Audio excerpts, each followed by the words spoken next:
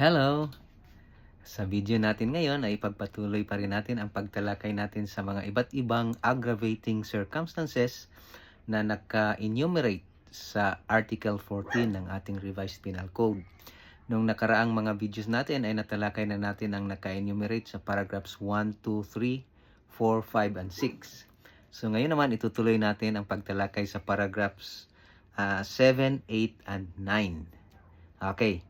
So ang nakalagay sa paragraph 7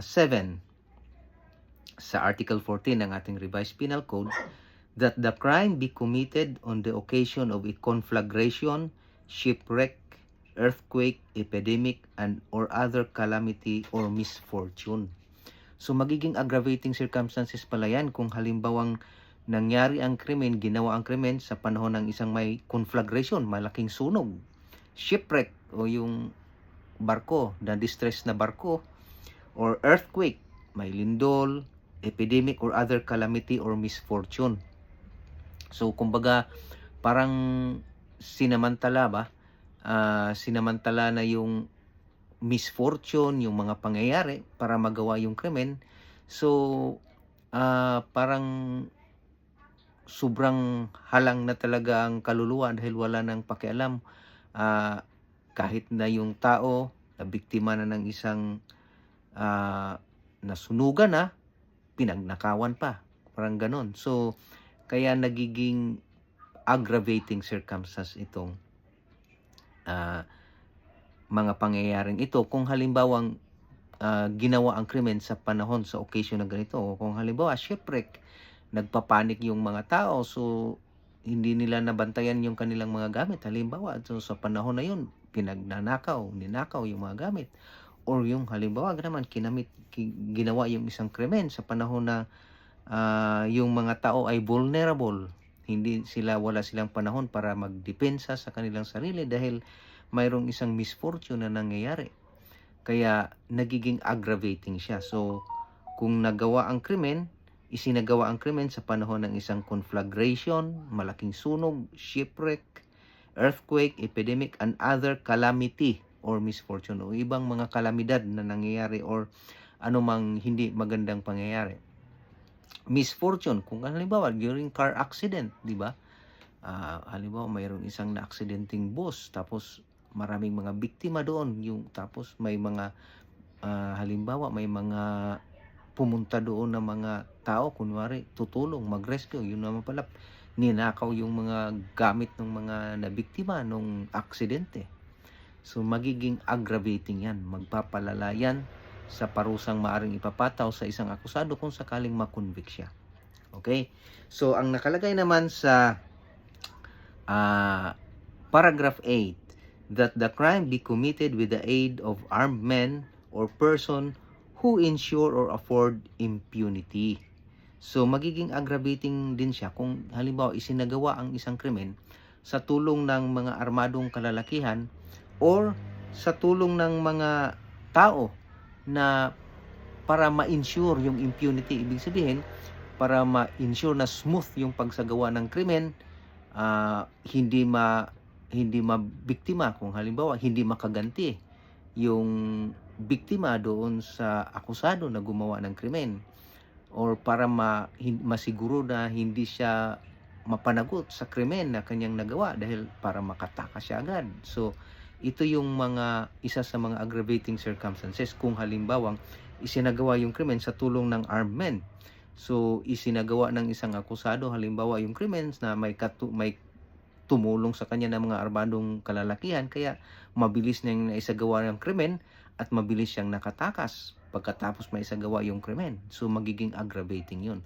Or hindi man armed men, basta kahit sinong tao man yan, basta ma-ensure na yung tulong na binigay niya doon sa akusado or doon sa offender, yung gumawa ng krimen, ay ma-ensure na ma-ensure or ma-afford ang impunity doon sa krimen. Ibig sabihin, siguradong maisagawa yung krimen, smooth yung pagsagawa ng krimen, at hindi siya magantihan halimbawa nung biktima, at tiyak na hindi siya maiwasan niya yung magiging responsibilidad, liability doon sa krimen na kanyang nagawa. Pag ganun ang circumstances na nangyari, magiging aggravating yun. Magpapalala yun sa maaaring maging sentensya na ipapataw sa akusado.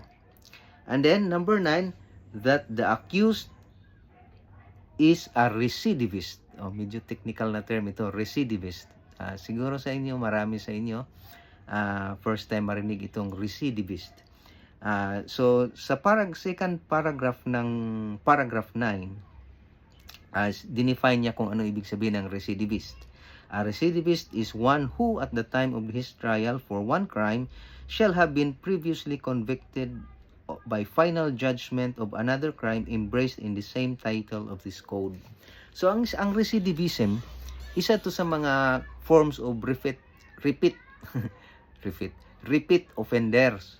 So ibig sabihin, pag recidivist, ang technical na kahulugan ng isang recidivist, kung ang isang kriminal o ang akusado ay isang recidivist, ang ibig sabihin nun, kung halimbawang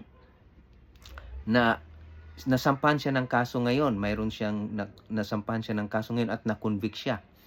Tapos, meron siyang record na dati pa na-convict na rin siya ng kaso by final judgment. Na-convict na rin siya ng kaso na embraced in the same title ng revised penal code.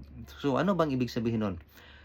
The same title, yung ating revised penal code kasi, may iba't ibang title yan. Mayroong crimes against persons. Yun yung title. Crimes against persons.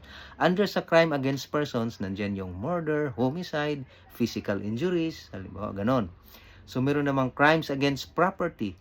Sa crime against property, sa title ng crime against property, nandiyan naman yun ang nasa ilalim ng title na yon, crime against property ng ating revised penal code, nandiyan yung theft, robbery, halimbawa, ganun. So, magiging recidivist ang isang akusado kung halimbawa, na-convict na siya dati ng pagnanakaw, theft, by final judgment, nasentensyahan na siya doon sa pagnanakaw. Tapos, matapos niya sigurong ma-serve yung sentensya niya sa pagnanakaw, nakalabas na siya, tapos gumawa na naman siya ulit ng krimen. This time, ang ginawa naman niyang krimen is robbery. So, pag nung makumit niya yung robbery, sinampahan na naman siya ng kasong robbery, at na-convict na naman siya ulit ng robbery. So, dahil mayroon na siyang conviction dati by final judgment dati ng theft, tapos na-convict na naman siya ng kasong robbery, magiging recidivist siya kasi yung crime na theft at yung crime na robbery are under the same title ng revised penal code, under the title ng crimes against property. So, not necessarily na parehong krimen. Basta sakop siya sa the same title ng revised penal code. Kung halimbawa, na-convict na dati ng murder, pagpalagay natin, homicide, na-convict na ng homicide. Tapos ma-serve yung sentensya ng homicide, nakalaya, nakasuhan na naman ulit ng murder. So, magkaibang kaso yon, murder tsaka homicide. Although parehong pagpatay, pero magkaibang klaseng pagpatay. So, dahil under the same title yon, crimes against persons, magiging recidivist na siya kung salimbawang masentensyahan doon siya yung akusado doon sa pangalawang asuntong isinampa sa kanya na murder. So, yun yung ibig sabihin ng recidivism. Recidivist. Pag nagiging recidivist na ang isang akusado, magiging aggravating na yun. Magpapabigat na yun sa kanyang sentensya. Kasi para bang lumalabas kasi dito parang nag-specialize na ng krimen yung isang tao. Kasi kaya kailangan ng supilin yun. Kailangan ng patawan na ng mabigat na sentensya yun. Kaya nagiging aggravating, di ba? Parang mayroon ka ng specialization sa pagsagawa ng krimen. Kung naggawa ka ng krimen against property, and tapos gumawa ka na naman ulit ng another crime against property din under the same title, ayun, recidivism yun. So, kaya siya magiging aggravating circumstances. So, yan po ang mga aggravating circumstances na naka-enumerate sa paragraphs 7, 8, and 9. So, yung mga ibang aggravating circumstances, tatalakayin na naman natin sa susunod nating mga video para hindi masyadong mahaba yung ating video.